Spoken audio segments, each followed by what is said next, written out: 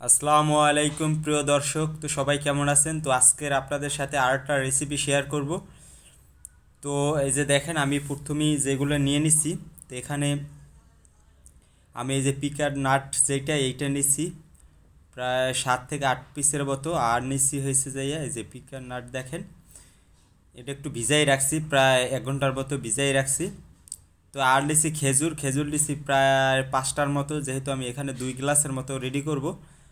আর সাথে দিছি কিসমিস, এই যে সাথে কিসমিস দিছি। তো আসলে এখানে যেগুলা আছে সুগার আছে সবগুলো এই যেরকমের ন্যাচারাল সুগার যেগুলো খেজুরের ভিতরে আছে, কিসমিসে আছে। তো এখানে আমি এক্সট্রা কোনো সুগার ইউজ করবো না। আর যেহেতু এটা আমার ইনসুলিন রেজিস্ট্যান্স ছিল, তো সেক্ষেত্রে আমি ইফতারির পরপর এইটা খাবো না। ইফতারি আমি সাদা পানি দিয়ে ইফতারি টিফতারি করে নামাজ পড়ে দেন এই জুসটা আমি নিব। তো এর ভিতরে আমি চিয়া সিড দিয়ে দিছি। তো চিয়া সিড আমি ভিজাই রাখছিলাম, তো এর ভিতরে আমি চিয়া সিডটা দিয়ে দিছি।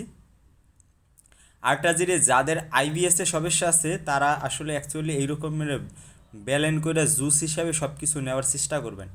তো আজকের এইটার ভিতরে আমি যেহেতু আপনারা দেখেন যে ওয়ালনাট এগুলো কিন্তু হেলদি, এর ভিতরে আবার আমি একটু কোকোনাট অয়েল নিব। এই যে 2 চামচের মতো কোকোনাট অয়েল দিলাম, আর সাথে দিছি ঘি। তা আসলে এই যে তেল খাওয়া যাবে না বিষয়টা এমন না, তেল এই যে গুড ফ্যাট নিতে হবে। যেহেতু আমি এখন রোজা, আগে আমি হলুদের বুস্টারের সাথে নিতাম, এরপর যখন বুলেট কফি খাইতাম ওখানে নিতাম, তারপর কুলি করতাম তখন খাইতাম। আসলে এখন তো খাবার অতটা অপশন নাই, এই জন্য আমি এই জুসটা করবো। এইটার সাথে আমি আমার যে কোকোনাট অয়েলের ডেলি সারে বলে 3 থেকে 4 চামচ খাইতে, এই যে চাহিদাটা এইটা আমি আজকের এই জুসের সাথে দিয়া এটারই করব। অন্য দিন আমি হলুদের বিস্টরের সাথে খাইতে পারবো, বা আমি কফির সাথে খাইতে পারবো। তো এক এক দিন আমি এক একটা ট্রাই করতেছি। তো এইপর দেখেন এই ঘুরাইয়া এরপর বানাইতেছি। তো যেহেতু আমার আইবিএসের সমস্যা ছিল, এখন মোটামুটি কমছে, সম্পূর্ণটা কমে নাই। কারণ আমার একটু ঘুমে প্রবলেম আছে, যেহেতু আমি এখন ঘুমাইতে ঘুমাইতে নামাজ টামাজ পড়ে প্রায় 10টা, 10:30, প্রায় 11টাও বাজে যায়, আবার 3টে বাজে উঠি। তো আবার ঘুমাইতে ঘুমাইতে নামাজ টামাজ পড়া, তো এই জন্য একটু লাইফ স্টাইলটা একটু এদিক ওদিক হয়ে গেছে। তো এটা ইনশাল্লাহ ঈদের পর আবার সব কিছু চেঞ্জ করে ফেলাবো।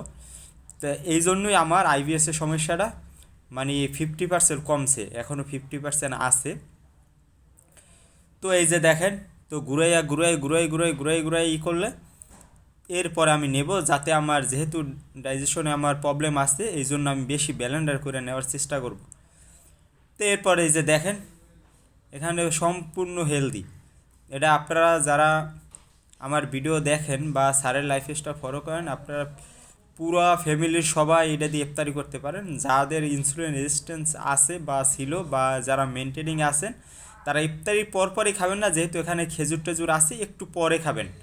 যেহেতু আপনার ব্লেন্ডারে খাবার দিবেন, আগে সাদা পানি দিবেন, বা আপনি টক জাতীয় ফল টল খাওয়ার পর নামাজ টামাজ পইরা দেন এইগুলা খাবেন। তো এই যে দেখেন, আমি 2 গ্লাসের মতো বানাই ফেললাম। তো এই যে দেখেন, এরপর খাইতেছি। তো অবশ্যই সবাই ভালো থাকবেন, সুস্থ থাকবেন, দেখা হবে নতুন কোনো রেসিপি নিয়ে। বাই বাই, আল্লাহ হাফেজ। যারা এখনও ফলো দেন নাই, ফলো দিয়ে রাখবেন ইনশাআল্লাহ।